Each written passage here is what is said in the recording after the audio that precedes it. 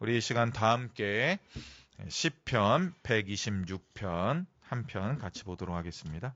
여호와께서 시온의 포로를 돌려보내실 때에 우리는 꿈꾸는 것 같았도다. 그때 우리 입에는 웃음이 가득하고 우리 혀에는 찬양이 찼었도다. 그때 문 나라 가운데에서 말하기를 여호와께서 그들을 위하여 큰 일을 행하셨다 하였도다. 여호와께서 우리를 위하여 큰 일을 행하셨으니 우리는 기쁘도다. 여호와여 우리를 남방 시내들 같이 돌려 보내소서. 눈물을 흘리며 씨를 뿌리는 자는 기쁨으로 거두리로다. 울며 씨를 뿌리러 나가는 자는 반드시 기쁨으로 그 곡식단을 가지고 돌아오리로다. 아멘. 네, 오늘부터 7월 몇 주간 한 3주 정도, 4주 정도, 3, 4주 정도 수요일 저녁마다 이 시편을 통해서 현대 그리스도인들을 위로하시는 하나님의 말씀을 나누고자 합니다. 이삭 줍는 여인들이라는 이 명화 보신 적 있으실 겁니다. 누구나 한 번쯤은 보셨을 거예요. 특별히 이제 한국 교과 과정 중에 이제 미술 시간에 항상 나오는 책이 이 이삭 줍는 여인들이죠. 그래서 이 큰 캔버스에 허리를 구부리고 있는 이 두 명의 여인, 얼굴이 그려져 있지도 않은데, 그리고 허리를 반쯤 이렇게 한 30도쯤 구부려서 이삭을 줍는 그러한 밀레의 작품을 아마 보셨을 것입니다. 이 밀레라는 이분, 저도 잘은 모르지만 농경 사회의 그러한 모습들을 굉장히 그때 당시에 파격적으로 그려서 굉장히 인기를 인기를 얻진 않았죠. 그때 당시에는 굉장히 많은 박해를 받았는데, 어쨌든 이 이삭 줍는 여인들의 이 작품을 보게 되면 아유 참 힘들어 보인다. 아유 참 먹을 게 없으니 참 저 때 얼마나 어려웠으면 저렇게 힘들게 이삭을 줄까. 해가 뉘엿뉘엿 질 때까지, 또는 아침 해가 뜨기도 전에 그 약간 일출인지 석양인지 알 수 없는 그러한 이 어둑어둑한 때에 여인네 셋이서 열심히 막 이삭 줍는 그런 모습을 보면서 아유 가난하지, 힘들지, 외롭지, 이러한 감정을 느끼기보다는 그 작품을 보면 좀 건강해 보이는 이 여인들이 당당하게 그 어려운 가운데서도 그 생활을 이어나가기 위해서 이삭을 열심히 줍는 그러한 모습들을 통해서 오히려 많은 사람들이 위로를 받고 힘을 얻게 된다. 그렇게 이제 평하는 사람들이 많더라고요. 저도 그 그림을 다시 봤더니 참 그러하다, 그런 생각이 들었습니다. 불쌍해 보이지가 않고 오히려 멋져 보이고 열심히 사는 그러한, 그리고 그때 시대 당시에 그러한 어려움들이 있었을 텐데도 그것을 극복하고자 하는 그러한 어머니의 그러한 열심, 억척스러움보다는 그러한 열심인 모습들이 그 그림에서 이제 드러나게 되죠. 자, 그런데 이 밀레가 이 이삭을 줍는 여인들을 그렸던 이 밀레가 똑같이 씨 뿌리는 사람이라는 그림도 그렸거든요. 그래서 본 적이 있으실 거예요. 농경지 이 한가운데 이 어떤 남자가 아주 힘차게 한 발을 내디디면서 이 종자 이 주머니에 손을 넣어갖고 그걸 빼면서 이렇게 씨를 쫙 이렇게 뿌리는데, 그 사람을 엄청 크게 그린 작품이 있거든요. 그래서 아마 보시면 저거구나 할 수 있을 정도로 그렇게 딱 아실 겁니다. 자, 우리가 생각해 볼 때 이삭을 줍는 이 여인들과 이 호주머니에 이 이삭을 이 곡식 종자를 가득 담아서 뿌리는 남자, 이 노동의 측면에서만 본다면 어떤 사람이 조금 더 이 두 가지 일을 하게 될 때 누가 조금 더 힘들 거라고 생각하십니까? 당연히 이 씨 뿌리는 남자는 서서 밭 이랑을 쭉 다니면서 그냥 이 종자 주머니에 손을 넣었다 빼면서 이거 쫙쫙 이쪽에 저쪽에 뿌리면서 그냥 왔다 갔다, 농경지가 넓을 수도 있겠지만 그렇게 하면 되거든요. 근데 이삭을 줍는다는 것은 이 허리를 구부려야 되고, 때때로 두 무릎을 구부려서 이렇게 이삭을 하나씩 주워 담아야 되는 거거든요. 그래서 노동의 측면에서만 본다면 이삭을 줍는 게 더 어렵죠.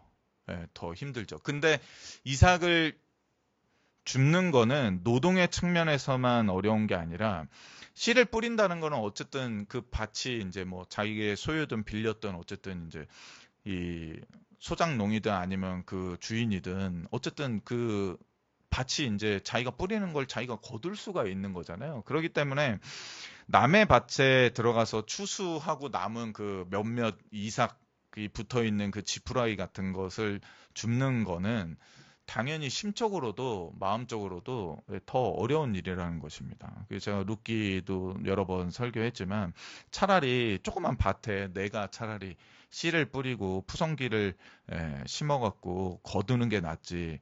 그 밭조차 없어갖고 빌리 밭조차 없어갖고 남의 밭에 추수 때 싹 들어가서 이제 추수가 다 끝난 밭에서 이삭을 줍는다. 그거는 노동적으로도 힘들겠지만 심적으로도 물론 힘들 것 같습니다. 그런데 오늘 성경 본문을 보면 굉장히 재미있게도 제가 이제 5, 6절을 위주로 좀 보려고 그러는데 이렇게 나오죠. 눈물을 흘리며 씨를 뿌리는 자는 6절에 울며 씨를 뿌리러 나가는 자는 우리는 이 본문을 이제 좀 많이 읽어보셨고 제가 아까 찬송가 불렀듯이 그 찬송가에도 이 내용이 나와 있기 때문에 그냥 자연스러워요. 그래서 눈물 흘리며 씨를 뿌리는 거 그냥 이게 기독교인들에게는 전혀 이상한 이미지가 아닙니다. 그냥 자연스럽죠. 눈물을 흘리며 씨를 뿌리면 반드시 기쁨으로 거두리로다 이게 나오거든요. 근데 생각해 보십시오. 왜 우는 거죠? 이 농부는? 이거를 우리가 좀 바라봐야 할 것입니다. 간혹 이제 그 초등학교 앞에서 또는 어린이집 앞에서 유치원 앞에서 유치원 가기 싫어서 우는 아이들을 많이 봤죠. 학교 가기 싫어 오늘은 그냥 집에 있을래 이런 거는 이해하죠. 근데 뭐 6살짜리 아이도 아닐 테고 농부인데 성인이어서 이제 당연히 직업이 농부니까 봄철에 파종 시기가 되면 씨를 뿌리러 나가야 된단 말이에요. 근데 야 새벽에 나가서 일하기가 진짜 싫었나? 우리 가끔 뭐 저는 그런 적이 없지만 혹시나 직장 생활을 너무 혹독하게 하시던 분들이 있다면 과거에 막 직장에 죽어도 나가기 싫은데 막 나가야 되는 상황 가운데서 눈물이 나와서 뭐 직장에 간다 그런 이미지일까? 그러면 나 오늘 쉬고 싶은데 아내 등살에 못 이겨서 엄마 아빠 나이든 엄마 아빠 등살에 못 이겨서 내가 그냥 등짝 맞아가면서 나가니까 막 눈물이 난다. 이것도 사실 맞지 않는 것 같습니다. 왜 눈물을 흘리며 씨를 뿌리고 그냥 줄줄줄줄 눈물을 흘리며 씨를 뿌릴 뿐만 아니라 6절에 울며 눈물을 흘리는 정도에서 더 이제 심화돼서 엉엉엉 하면서 씨를 뿌리는 이러한 농부의 모습은 사실 우리는 그냥 이 찬송가 가사처럼 기쁨으로 거두리로다로 그냥 맺혀지니까 울며 씨를 뿌리러 나가는구나. 근데 기쁨으로 거둬들이네. 이렇게 되지만 일반인들에게 있어서는 그 누구도 이거는 사실 상상하기 어려운 거죠. 만약에 정말로 농촌에서 누가 울면서 씨를 뿌리면 그 사람은 집안에 뭔가 굉장히 큰 일이 난 거죠. 그렇지 않겠습니까? 그러면 주변에 이 씨, 오늘 왜 이렇게 울어? 집에 뭔 일 있어? 이렇게 물어보지 않겠습니까? 그렇기 때문에 단지 씨를 뿌리는 것 자체가 노동이 고되해서 이거 씨를 언제까지 내가 계속 뿌리고 있어야 돼? 이 밭도 넓은데 너무 힘들어. 그래서 나 눈물이 나는 아니라는 것을 우리가 기억해야 합니다. 제가 또 여러 가지 이제 씨 뿌리는 농부 그림을 찾아봤는데 그 가운데 눈물 흘리며 씨 뿌리는 농부를 그렸던 화가도 아무도 없다는 것입니다. 그렇기 때문에 우리는 이 부분을 살펴봐야죠. 혹자들은 뭐 이 뿌려지는 씨가 이게 사실 먹을 양식이 되기도 하잖아요. 근데 이거를 뿌려야지만 이제 가을에 추수를 하니까 이거 굶고 있는 자녀들을 먹였다가는 이제 더 어려움이 생기니까 그 자녀들을 이걸로 먹이지 못하고 이거를 어찌됐든 씨를 뿌려서 결실을 맺어야 하기 때문에 그러기 때문에 그러한 아픔과 사랑을 가진 부모의 마음으로 씨를 뿌리러 나가기 때문에 우는 거다. 뭐 이렇게 해석하기도 하는데 저는 그것도 아닌 것 같습니다. 만약에 우리가 이제 어떠한 곡식을 심는다면 우리가 열심히 이제 뭐 파종을 할 때 옆에서 누군가 지나가면서 아니 그 아까운 걸 왜 심어? 그거 먹어야지 하고서 그걸 막 다 파갖고 꺼내갖고 이거 먹어야 되는 거야 막 이런 다음에 오히려 왜 남의 농사 망치냐고 난리치지 않겠습니까? 그러니까 그런 것도 맞지가 않는 것 같아요. 그렇다면 왜 시편 기자는 갑자기 1절부터 4절까지 쭉 잘 찬양을 하다가 5절에 와서 이 눈물 흘리며 씨를 뿌리는 농부, 울면서 꺼이꺼이 울면서 씨를 뿌리러 나가는 이 농부를 갑자기 여기에서 찬양 가사를 지어서 노래를 하게 만들었을까 이거를 좀 고민해 봤습니다. 근데 제가 이제 즐겨보는 그 주석 당권 주석이 있는데 IVP에서 나오는 그 주석에 아주 도움이 되는 해석을 달아놨는데 제가 좀 읽어드리겠습니다. 거기에 이제 부제목을 이렇게 달았어요. 시편 162편부터 한 129편을 모아갖고 이제 거기 4개를 묶어서 부제목을 달아놨는데 실패가 우리의 삶을 위협할 때 여호와의 백성들은 여전히 이 세상에서 살아갑니다. 그런데 시편 126편 5절에서 드러나는 세상의 규칙이 하나 있는데 그것은 바로 눈물입니다. 즉 이 세상을 우리가 살아가는데 이 세상의 규칙 중 하나가 눈물이라는 것입니다. 그러니까 눈물 한번 흘려보지 않고 이 땅을 살아가는 사람은 아무도 없다는 것이죠. 그러나 여호와께서는 이러한 삶의 수고를 지나면 그 눈물마저도 마침내 복되게 만드십니다. 그러하기 때문에 울며 씨를 뿌리러 나가는 자는 기쁨으로 그 곡식단을 반드시 가지고 돌아오도록 하나님이 그리하실 것입니다. 이렇게 아주 잘 해석을 달아주셨더라고요. 이 시편은 특히 포로기를 경험한 자가 포로기를 경험했던 그 누군가가 지었던 시편인 것 같습니다. 그래서 시편 126편 1절에 이렇게 말하고 있죠. 여호와께서 시온의 포로를 돌려보내실 때에 우리는 꿈꾸는 것 같았도다. 이것을 훨씬 과거 애굽의 노예 생활 종살이 했을 때 그 출애굽을 의미한다고 보는 사람도 있지만 대다수 학자들은 바벨론의 70년 기한이 차서 이제 고국으로 돌아오게 되는 그 시절을 의미한다고 보고 있거든요. 그때 이 포로 귀환의 행렬에 속했을 이 사람 아주 어릴 때였겠죠. 어린 나이 때 그 포로 귀환의 행렬에 속해서 내가 갓난아기 때 태어났던 그러면 어리지 않네. 또는 자기가 한 번도 가보지 않았던 그 내 고국으로 또는 뭐 갓난아기 때 태어났는데 지금 이제 70세가 되어서 나 그 예루살렘으로 다시 돌아갈 수 있어? 하면서 그 먼 행렬에 마치 비행기를 타고 여행을 가듯이 그렇게 돌아온 그 행렬에 참여했던 인물이 그 시절을 돌아보면서 여호와께서 그때 우리에게 주셨던 은혜 가운데 난 정말 꿈속에 있는 것 같았어. 이렇게 노래하는 거죠. 그리고 즐거운 기억만이 가득했다는 것입니다. 그때 돌아오는 귀한 행렬 가운데 항상 웃음과 노래와 찬양으로 가득했다고 말합니다. 그리고 주변의 많은 나라들 가운데에서 그 백성들이 그 귀한 행렬 가운데 여호와께서 우리를 위하여 70년 만에 정말 큰 일을 행하셨어요. 막 이러면서 찬양하면서 돌아왔다는 거죠.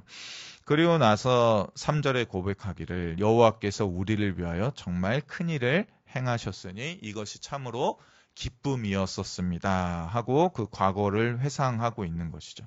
그런데 이제 그 포로 귀환 이후의 삶을 살아가 보니 우리가 알고 있듯이 성문은 불타고 예루살렘 성전은 다 완공되지 못하고 또는 완공됐다 하더라도 솔로몬 시대의 그 영화로움은 없고 여전히 살기에는 퍽퍽하고 팍팍하고 다윗 왕조가 다시 언제 세워질지 기대조차 할 수 없는 그러한 하루하루 일상이 계속 반복되면서 그 가운데에서 꿈, 비전, 뭐 그러한 소망 그러한 것들을 점차 조금씩 잃어가는 그 공동체를 바라보게 되었다는 거죠. 깨닫게 되었다는 거죠.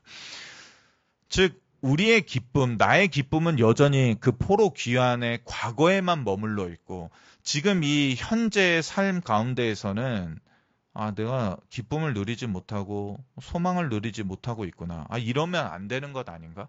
하나님께서 그때 우리에게 행하셨던 큰 일을 지금도 그렇게 행해 주시기를 우리가 간절히 소원하고 바라야 한다라고 이 각오를 밝히는 구절이 바로 4절입니다.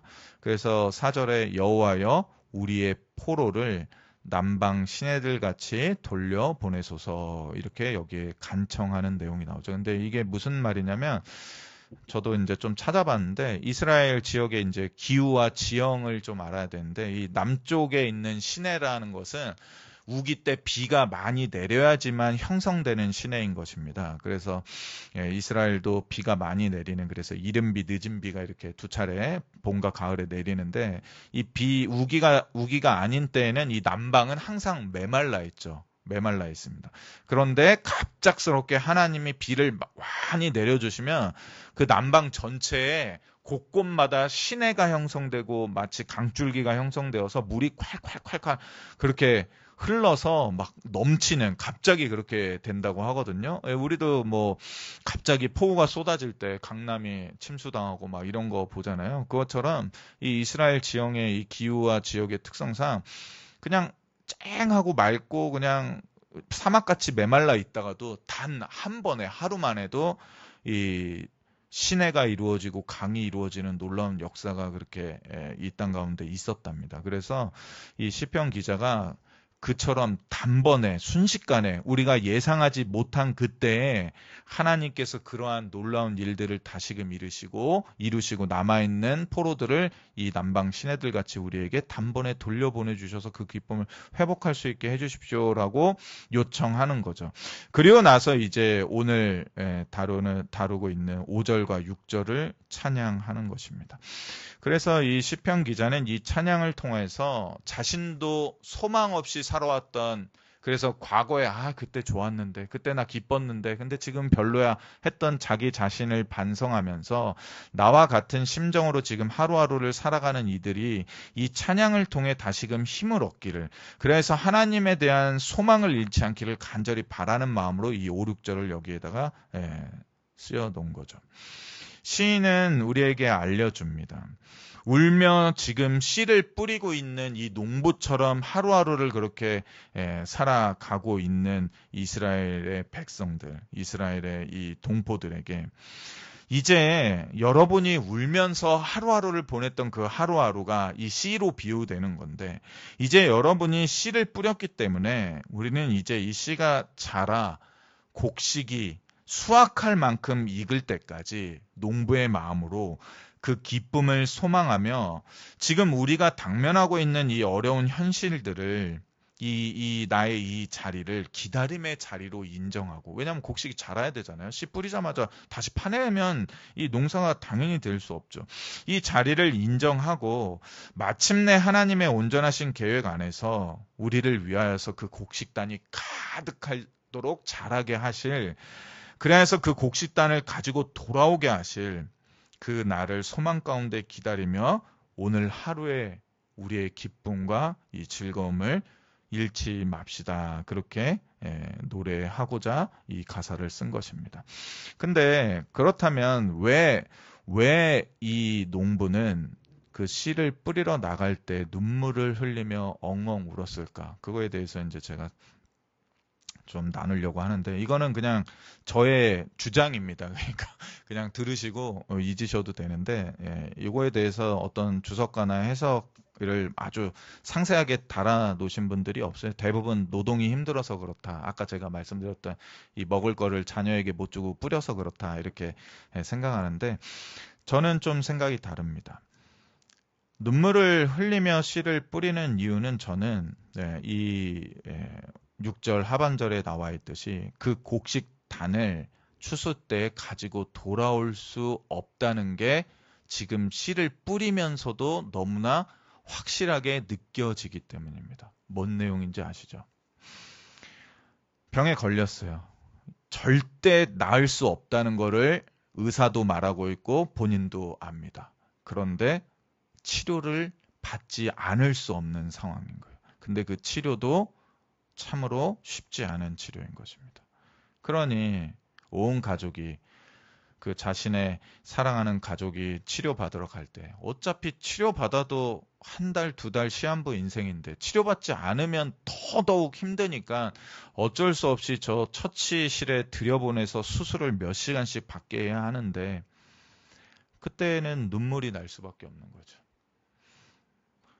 지금 이 농부가 당한 현실이 이 씨를 뿌리지 않으면 당연히 추수 때에 거둘 수 있는 게 없기 때문에 이건 뿌리지 않으면 안 되는 것인데 내가 이걸 뿌린다 하더라도 그 결실이 나에게 돌아오지 않는 상황이라는 것을 너무나도 잘 알고 있기 때문에 그는 그 씨앗 주머니에서 씨앗을 꺼내서 뿌리면서 우는 것입니다. 무엇을 얘기하는 겁니까? 그 정도로 희망과 소망이 없는 그러한 삶의 어려움 가운데 놓여 있는 농부를 우리는 마주대하게 되는 거죠. 그런데도 이 시인은 그에게 힘을 주고자 합니다. 당신이 지금 어찌할 수 없어. 할 수 있는 거라고는 이 씨를 버리는 심정으로 눈물을 흘리며 뿌리는 것뿐인데 그렇게 하루하루를 보내고 있는데 반드시 하나님께서는 그 하루를 그 다음날 하루를 여러분의 눈물이 멈춰지지 않는 그 하루를 반드시 기쁨의 단으로 가득 채워서 돌아오도록 보상해 주실 것입니다. 나는 그것을 믿습니다. 당신도 그것을 믿고 오늘 이 하루의 눈물을 그만 흘리기를 바라는 마음입니다. 우리에게는 기쁨이 있습니다. 지금은 비록 슬플지라도 지금은 깊은 슬픔 때문에 그 우리 앞에 있는 언젠가 우리를 맞이하게 될 그 기쁨을 전혀 예측하거나 그것을 기대할 수 없는 그러한 슬픔 가운데 있다 하더라도 그 기쁨은 반드시 우리를 향하여 하루하루 더 가까이 다가오고 있습니다. 당신은 거둘 것을 기대하지 못한다고 말하지만 하나님께서는 반드시 당신의 이 눈물을 기억하사 기쁨으로 그 곡식단을 가득 안고 돌아오도록 하실 것입니다. 그러니 그날을 소망 가운데 기다리며 오늘 하루의 눈물을 멈추고 우리 같이 이 찬양으로 나아갑시다 라고 노래하고 있는 것입니다. 우리가 이전에 맛보았던 그 이전에 즐겼던 그 무엇보다도 더 큰 축복을 그래야 해서 갈망하고 소망하며 오늘 하루를 살아가야 할 것을 이 시편 노래를 통해서 깨닫게 되는 것입니다. 때때로 잘못된 이 해석을 하시는 몇몇 분들 때문에 오히려 은혜보다는 의무로 신앙생활을 하는 경우가 있잖아요.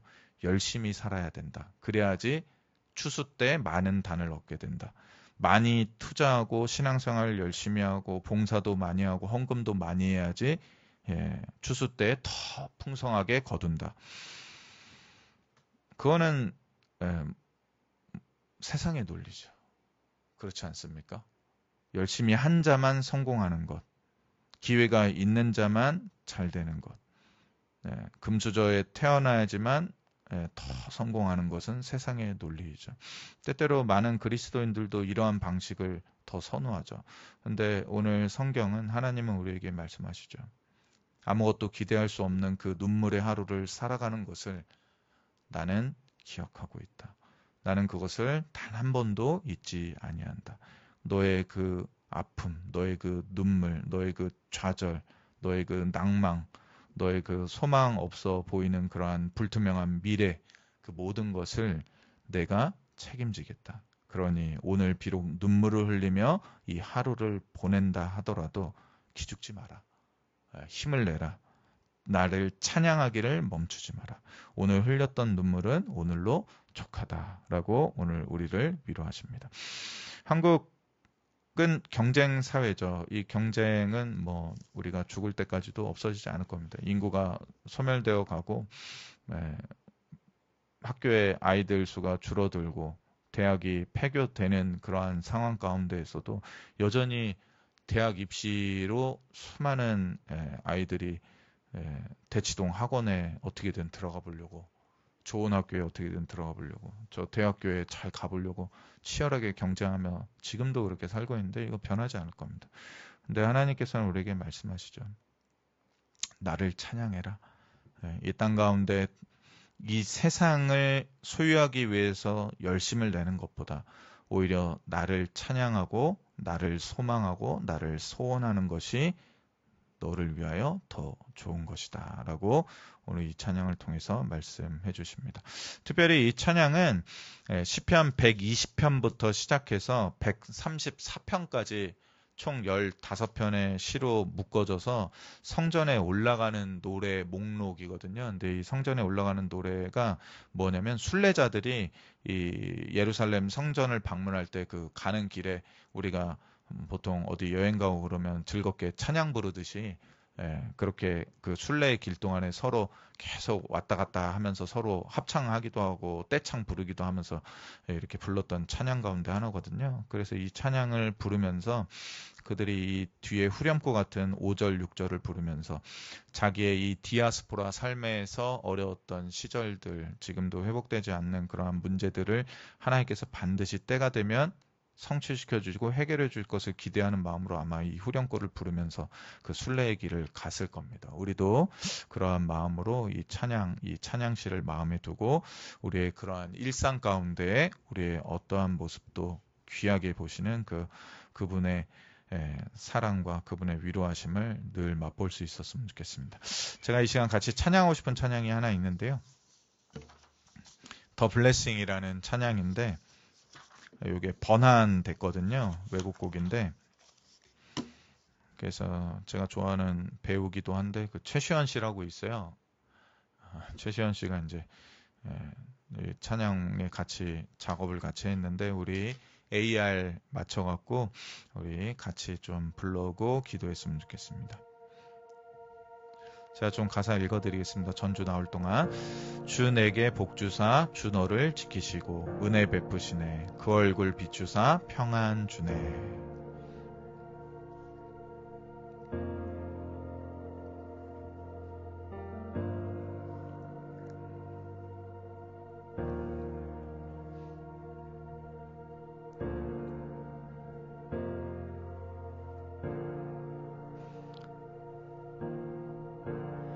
주 내게 복 주사 주 너를 지키시고 은혜 베푸시네. 그 얼굴 비추사 평안 주네. 우리 한 번 더 찬양합시다. 주 내게 복 주사 주 너를 지키시고 주 내게 복 주사 주 너를 지키시고 은혜 베푸시네. 그 얼굴 비추사 평안 주네.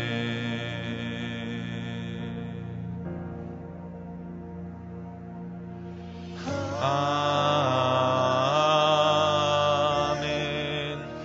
아멘, 아멘, 아멘, 아멘,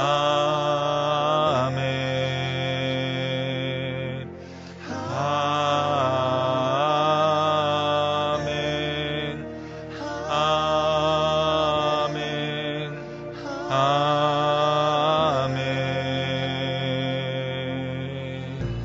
주 내게 복 주사 주 너를 지키시고 은혜 베푸시네. 그 얼굴 비추사 평안 주네.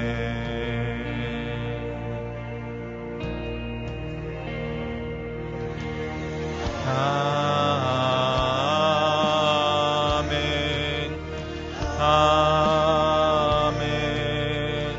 아멘,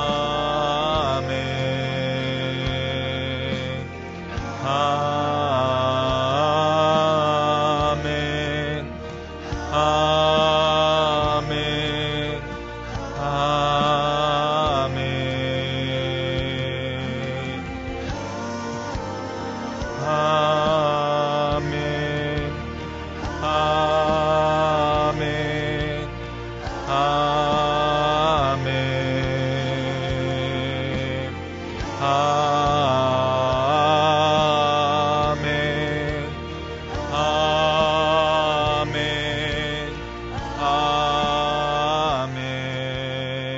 시간 기도합시다.